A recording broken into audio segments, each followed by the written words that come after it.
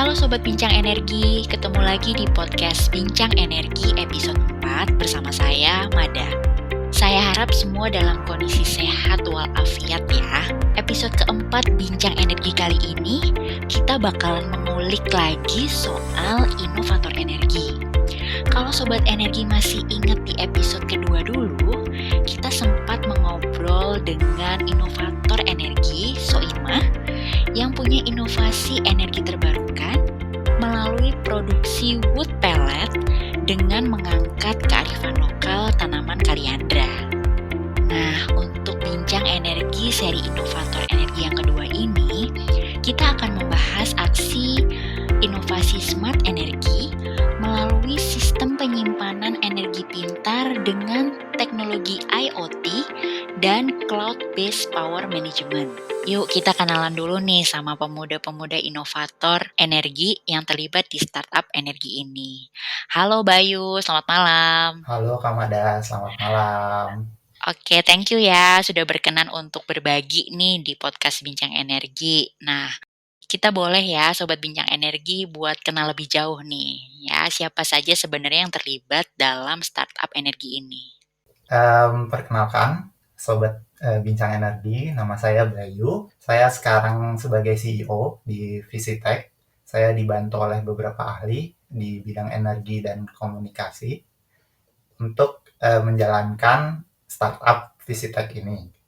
Awal tergabungnya kita menjadi satu tim itu kami mengikuti program CPPBT atau Calon Pengusaha Pemula Berbasis Teknologi yang diadakan oleh Kementerian Riset dan Teknologi Pendidikan Tinggi waktu itu tahun 2019. Itu dengan produk Smart Socket kita based on cloud management. Untuk lebih jelasnya tentang Visitech mungkin bisa dilihat di web kita di visitech.id. Oke, thank you Bayu. Nah, semakin pengen tahu nih ya. Boleh dong ya Sobat Bincang Energi diceritakan lebih detail mengenai gimana sih ceritanya sampai kepikiran untuk create inovasi yang keren ini. Jadi awalnya itu kita berangkat dari startup teknologi yang tadi saya sudah jelaskan itu dengan produk Smart Socket based on cloud management. Nah, intinya itu kita memegang teknologi untuk membuat smart system atau smart devices. Pada akhir tahun 2019, ada salah satu EPC yang menggandeng kita untuk membuat piloting project untuk penyediaan energi berbasis solar atau PLTS di daerah terpencil. Nah, dari situ kita mulai membuka lagi nih channel, oh ternyata ada juga peluang di sini di bidang energi gitu.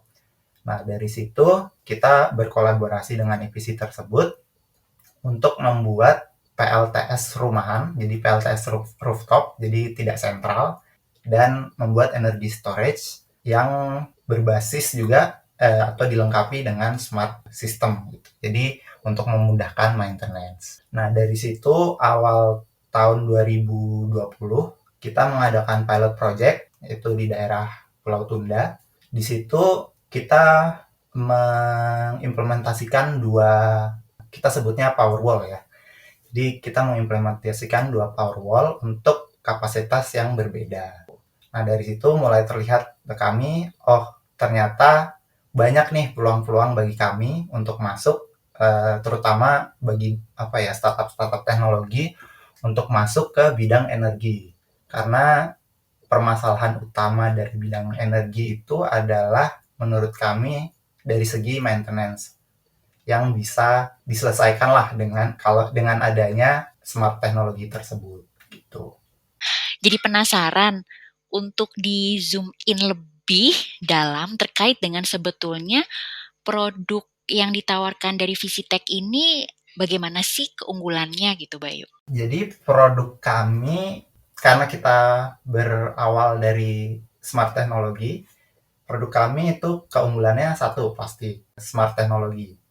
Jadi kita bisa mengontrol dan monitoring via web dan via aplikasi gitu. Nah, berangkat dari core teknologi tersebut, sekarang Visi mempunyai dua produk yaitu Powerwall yang pernah kita pilot project-kan di Pulau Tunda dan yang satu lagi adalah Smart Socket. Di samping itu dengan kami sekarang dengan ada beberapa klien juga yang ingin mengcustomize apa yang mereka butuhkan berdasarkan dengan teknologi yang kami punya saat ini. Itu seperti ada Smart MCB, ada Smart Socket, dan sebagainya. Keunggulan lain dari Powerwall kami itu adalah all-in-one. Jadi kita memasukkan semua teknologi dalam satu box. Jadi si customer ini bisa tinggal istilahnya plug and play lah. Dia tinggal colok-colok kabel dan itu udah bisa jalan. Oke, ternyata produk yang ditawarkan Visitech ini cukup beragam ya Bayu ya. Jadi ada beberapa produk yang itu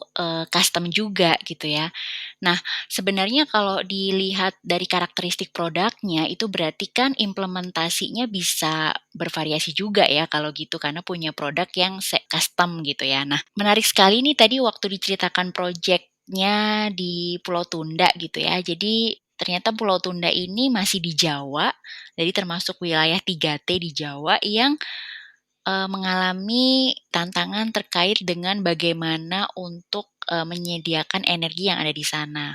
Nah, boleh nggak sih Bayu diceritakan ke Sobat Bincang Energi terkait dengan pengalaman saat menjalani proyek ini, terutama sebetulnya pengen tahu terkait dengan bagaimana teknologi yang dimiliki Visitech itu bisa diimplementasikan di Pulau Tunda dengan karakteristik 3T tadi gitu. Di Pulau Tunda sendiri itu sudah ada sebenarnya 2 PLTS sentral dan 1 PLTD atau pembangkit listrik tenaga diesel. Nah, menurut penduduk setempat, PLTS yang ada di sana itu hanya berfungsi selama 6 bulan setelah dibuat.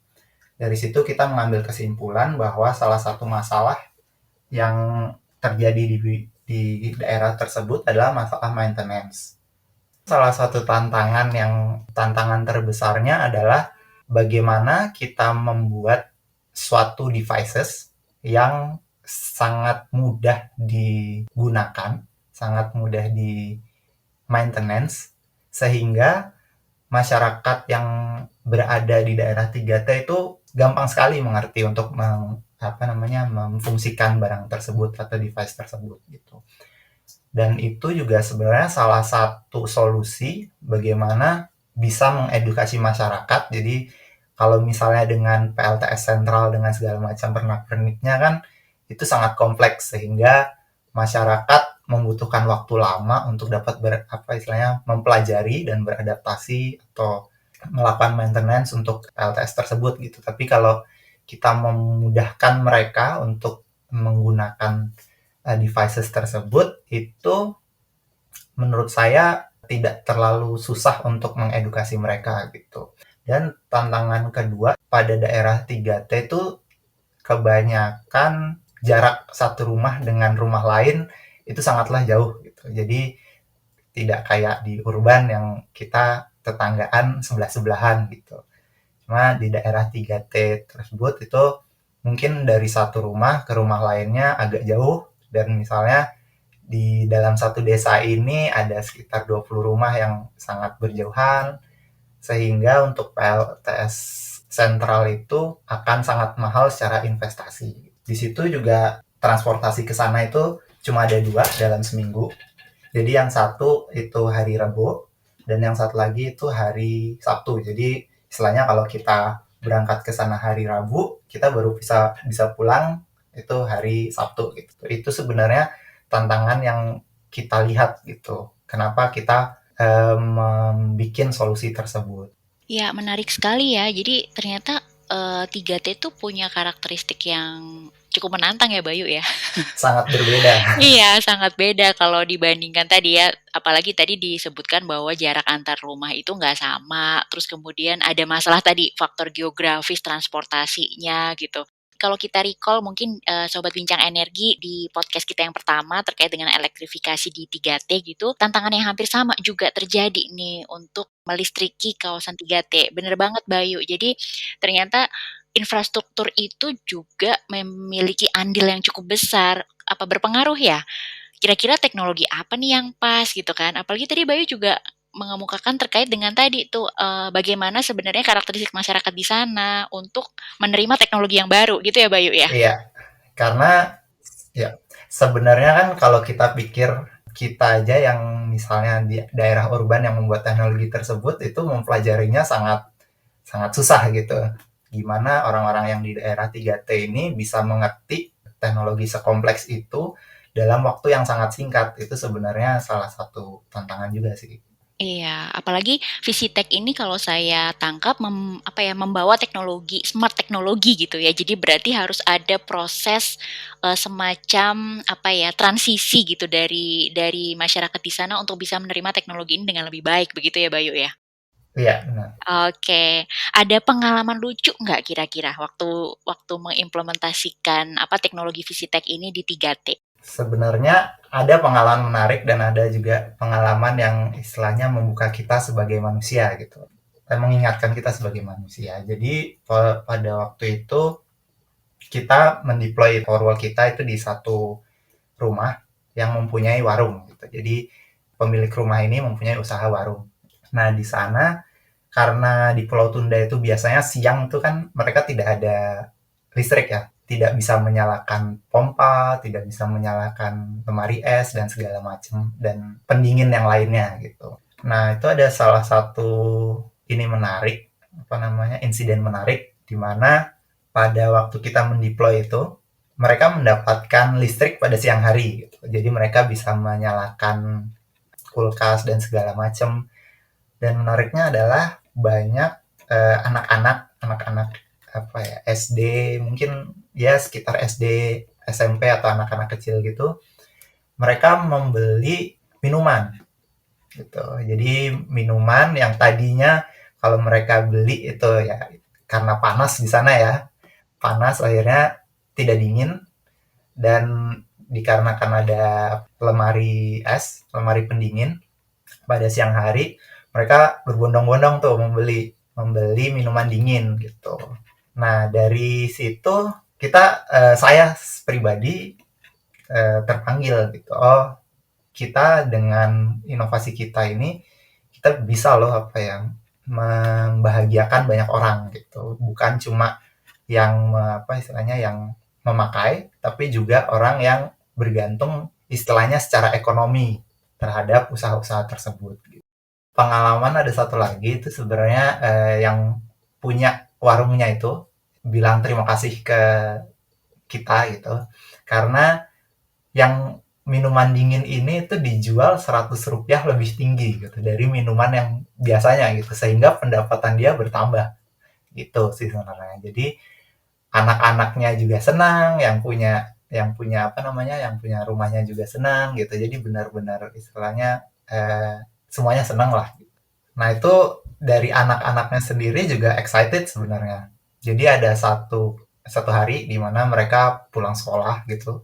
Jadi pulang sekolah, mereka ke rumah itu. Jadi kan kalau situ karena sering ketemu, jadi mereka sering kenal gitu. Jadi mereka ke warung itu, beli minum, terus mereka ngumpul di ruang tamu, itu mereka nonton, benar-benar nonton bareng itu. Jadi ruang tamunya itu full lah dengan anak-anak yang pulang sekolah. Mereka bisa nonton di situ, mereka nyalakan kipas biar dingin lah istilahnya, biar lebih dingin sambil mereka minum minuman yang dingin gitu. Jadi bahagia banget ngelihatnya gitu. Iya, menarik banget ya Bayu, nggak pernah, mungkin buat kita tidak pernah menyangka hal itu akan terjadi ya sebelumnya gitu, karena Benar, saya membayangkan bahwa ada euforia tuh di anak-anak di sana di Pulau Tunda setelah dapat listrik siang hari, mereka bisa dapat minuman dingin gitu ya Bayu ya. benar, benar, benar. Iya, menarik sekali nih pengalamannya. Jadi Visitech ini sudah mampu membawa itu kepada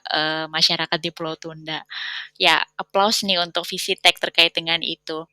Nah, pasti Sobat Bincang Energi juga penasaran, gimana sih konsep bisnis model jadi yang ditawarkan Visitech ini terkait dengan startup energi. Jadi kasarannya misalnya kalau misalnya Sobat Bincang Energi ini pengen create startup energi itu gimana sih sebenarnya gitu. Boleh nggak diceritain lagi kita terkait dengan konsep bisnis model yang ditawarin Visitech gitu? Ya, boleh. Kita sebenarnya Visitech itu berawal dari teknologinya gitu. Jadi teknologi kami, smart teknologi itu bisa mengenable kami untuk membuat bisnis model ini gitu.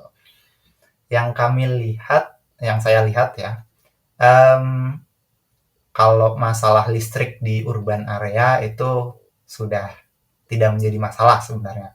Itu karena kita tersedia grid dan segala macam.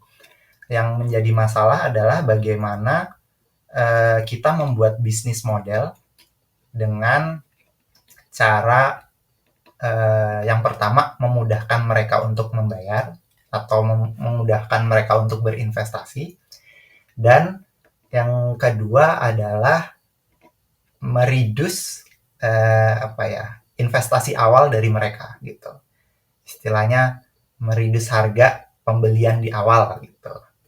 Nah, dari konsep itu kami berpikir untuk melakukan bisnis model secara subscription gitu. Jadi kami berkolaborasi dengan pihak-pihak partner-partner kami, bagaimana kita bisa menawarkan untuk berpindah ke EBT atau saat ini lebih ke Powerwall kita atau rooftop, solar rooftop, itu bagaimana mereka membayarnya secara subscription. Nah, dari situ sampai saat ini kita mempunyai skema seperti itu, dan kedepannya kita berencana untuk menekan juga ya harga, istilahnya kalau sekarang kita kan tahu harga listrik per kWh-nya berapa gitu.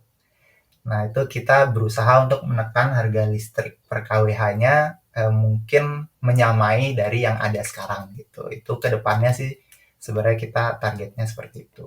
Menarik banget ya konsep modelnya Visitech ini. Jadi berarti sebenarnya pengen menghadirkan bahwa kalau pakai renewable energy itu ya nggak mahal gitu. Itu Iya, jadi itu satu yang saya ngelihat. Yang kedua tuh juga saya ngelihat juga dengan skema subscription ini pasti banyak juga peminatnya ya.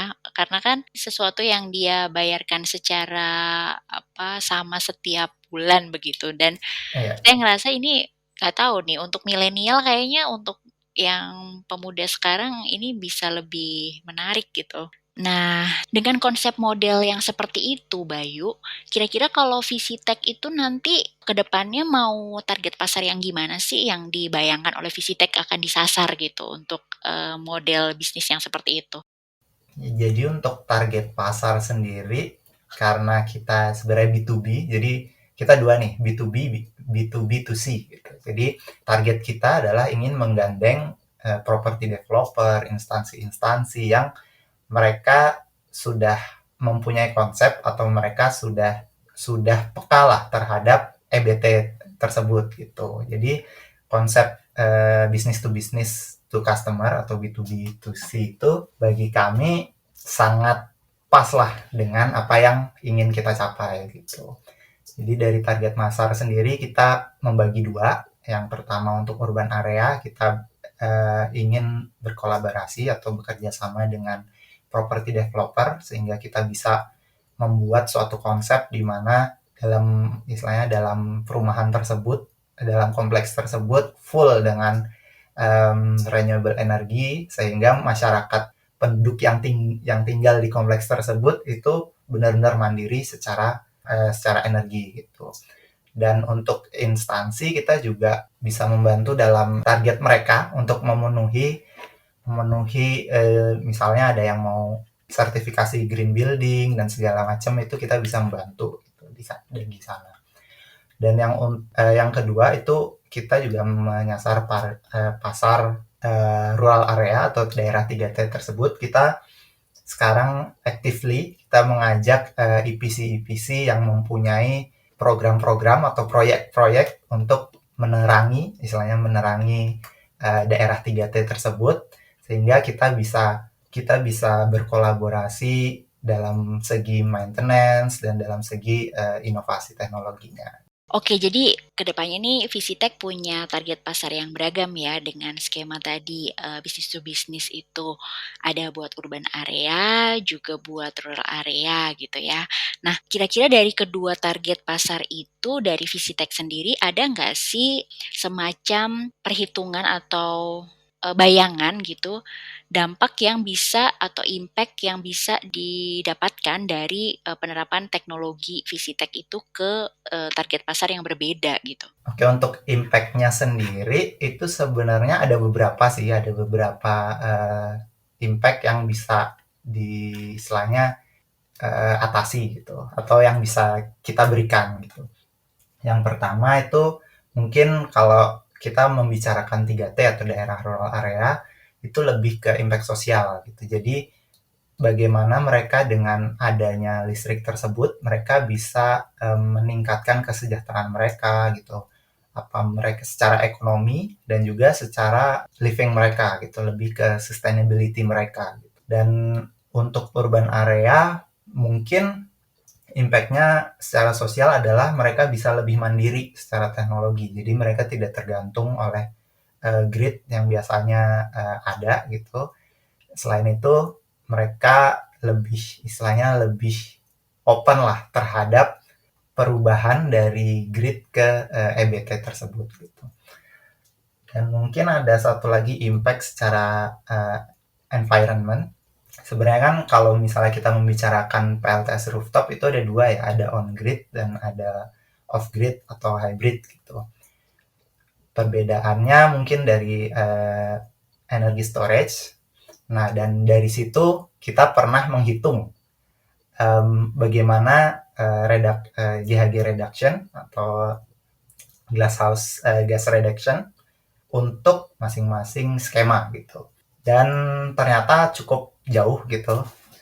Kalau untuk on grid dibandingkan dengan off grid itu dikarenakan pemakaian kita kan, pemakaian urban area adalah kebanyakan di malam hari, sehingga kita pernah menghitung bahwa kalau kita menggunakan on grid dibandingkan dengan off grid itu adalah perbandingannya 1:5 gitu. Jadi yang diredak lebih banyak yang off grid atau yang hybrid atau yang dengan storage itu sekitar 5 ton CO2 per tahun.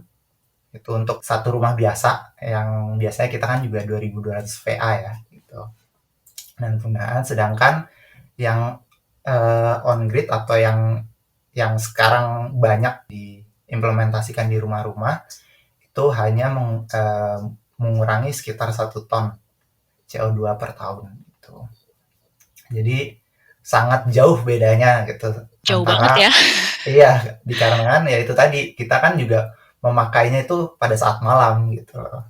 Pemakaian paling banyak adalah pada saat malam. Oke, kalau dari yang, rural area ada spesifikasi khusus nggak sih impact yang diharapkan gitu dari penerapan teknologi ini gitu, Bayu? Secara sosial tadi sudah saya jelaskan mungkin, tapi secara environment mungkin dikarenakan di sana itu sebenarnya kan belum ada kan, belum belum ada grid istilahnya gitu. Jadi kita tidak bisa membandingkan apple to apple pengurangan GHG-nya gitu, GHG-nya. Jadi agak susah sebenarnya untuk menghitung. Jadi menghitung kalau kita tidak mempunyai pembanding gitu sih sebenarnya. Bener juga ya, tapi sebenarnya minimal secara impact kebahagiaan tadi udah ada ya, Iya, bisa secara siang-siang bisa makan, bisa minum es gitu ya, iya, secara sosial ada secara dan sosial, bener banget. ya, Yang itu mungkin ya nggak ngerti, secara kuantifikasi kita agak susah, tapi at some point bahwa ya di rural area ternyata dampaknya nggak sama nih sama di urban area, karena memang karakteristiknya juga nggak sama ya, Bay, ya. Nah, kayak menarik banget ini, pasti sobat Bincang Energi tertarik nih untuk menerapkan teknologi ini gitu. Nah, kalau misalnya nih ya Bayu, sobat Bincang Energi tuh mau pakai teknologi Visitech. Nah, boleh nggak sih dijelaskan lebih detail lagi, keunggulannya dibandingkan produk lain sejenis di pasaran? Wah, ini promosi nggak apa-apa ya. Dan berapa sih kira-kira biaya yang harus dikeluarkan gitu. Jadi kita pengen tahu nih, jangan-jangan nanti sobat Bincang Energi, aduh aku pengen banget nih. Nah itu gimana sih kira-kira gambarannya gitu ya? iya. Jadi produk kami saat ini kan sebenarnya based on teknologi smart itu ya. Jadi sekarang kita ada dua produk yaitu smart devices, itu kita punya smart home system lah istilahnya. Kita punya smart MCB, smart switch dan smart socket. Jadi keunggulannya itu pertama pasti ya bisa di-monitoring dan di-controlling lewat aplikasi dan website gitu, karena itu cloud based. Yang kedua, kita ada automation dan scheduling, itu ada notification sistemnya nanti. Dan yang paling ini salah satu gongnya sebenarnya, itu di situ kita tanamkan range extender gitu. Jadi kalau misalnya kan sering tuh rumah 2 lantai, ada internetnya, misalnya router dipasang di bawah, yang di atas tidak kena wifi-nya gitu. Di situ kita mempunyai range extender, jadi setiap soket atau setiap switch itu mereka bisa menerima sinyal wifi dan istilahnya sebagai repeater lah. Dia bisa mengamplify dan istilahnya mengextend jaringan tersebut. Itu dari smart home system kami. Gitu. Terus yang kedua yang tadi kita udah jelasin panjang lebar itu adalah tentang smart power wall kita. Nah, untuk smart power wall kita itu keuntungannya adalah dia terintegrasi dengan smart teknologi kami. Jadi untuk maintenance, misalnya EPC tersebut ingin memaintenance atau misalnya customer kita ingin memaintenance, itu bisa melalui website. Jadi sehingga kita memudahkan untuk memonitoring, sehingga kita bisa tahu lebih cepat problem apa sih yang misalnya nanti kalau misalnya ada gangguan dan segala macam, problem apa yang terjadi sebenarnya itu. Yang kedua, teknologi kami bisa support subscription based payment karena kita mempunyai teknologi untuk itu. Dan yang ketiga sebenarnya lebih ke karena itu satu devices, itu tinggal plug and play aja. Jadi gampang banget untuk memasang, istilahnya installation, terus untuk maintenance-nya tinggal colok lah istilahnya gitu. Dan satu lagi untuk Powerwall ini kita juga udah masukin smart socket kita, sehingga satu rumah itu udah bisa dikontrol dengan aplikasi. Kalau untuk harganya sendiri itu ada range ya, karena kita B2B, kita pasti akan custom sesuai dengan permintaan customer kita. Tapi untuk perkiraannya lah gitu ya Kak, ada 2. Jadi yang untuk rural area atau daerah 3T, itu kemarin kita sudah menghitung sebenarnya kebutuhan mereka itu berapa, dari kebutuhan listrik mereka berapa, sehingga kita udah mengoptimasi lah energi storage yang dibutuhkan per rumah gitu. Sehingga kita udah ada dua tipe. Yang pertama itu 600 watt, energi storage yang 600 watt, dan yang 1200 watt gitu. Itu kita pasang di harga 9 sampai 12 jutaan. Ya, dan untuk untuk urban sendiri karena kebutuhannya itu banyak gitu ya. Nah, itu kita sekarang sedang mencari cara bagaimana, karena kalau untuk urban kan kita juga subscription ya, yang tadi udah saya bilang. Kita sedang mencari cara supaya kita bisa menekan harganya menjadi sekitar 1.600 per kWh-nya gitu, dibandingkan dengan grid yang sekarang gitu. Itu mungkin masih jauh di atas, tapi kita sedang mencari cara bagaimana untuk menurunkan harga tersebut. Ya, Sobat Bincang Energi, tuh kira-kira kita udah tahu ya berapa yang harus kita keluarin kalau kita mau pakai teknologinya Visitech di rumah kita. Kedepannya nih Visitech, saya sih melihat startup ini dengan penuh optimisme begitu. Boleh nggak sih dari sisi Visitech gitu menceritakan dan mengungkapkan ya, mungkin lebih tepatnya mengungkapkan setelah perjalanan panjang usaha yang sudah dilakukan, kemudian banyak sekali pengalaman-pengalaman, kira-kira beberapa tahun ke depan Visitech ini nih apa ekspektasinya gitu Bayu? Jadi sebenarnya kita berangkat dari visi kita ya, membuat sustainable living sebenarnya. Jadi di mana orang itu sudah tidak banyak ketergantungan dan dia bisa berkehidupan mandiri. Nah, awalnya dari segi itu kita berpikir kalau mungkin yang pertama kali harus kita buat sustainable adalah dari segi energi gitu. Karena kalau kita ingin misalnya sustainable secara telekomunikasi gitu misalnya ya. Kalau telekomunikasi itu tidak bisa tanpa adanya listrik, itu awalnya gitu. Jadi untuk awal ini kita lebih berfokus kepada sustainability dari segi energi. Tapi ke depannya kita ingin membuat suatu sustainable living di mana di situ benar-benar environmental friendly. Jadi dari segi mungkin ke depannya ada pengelolaan sampah dan segala macamnya, dari segi teknologinya, bidang telekomunikasinya juga gitu. Sehingga kita bisa membuat komunitas atau masyarakat sebenarnya yang dia benar-benar mandiri secara energi atau istilahnya secara berkehidupan lah. Dan di samping itu mereka juga environmental friendly.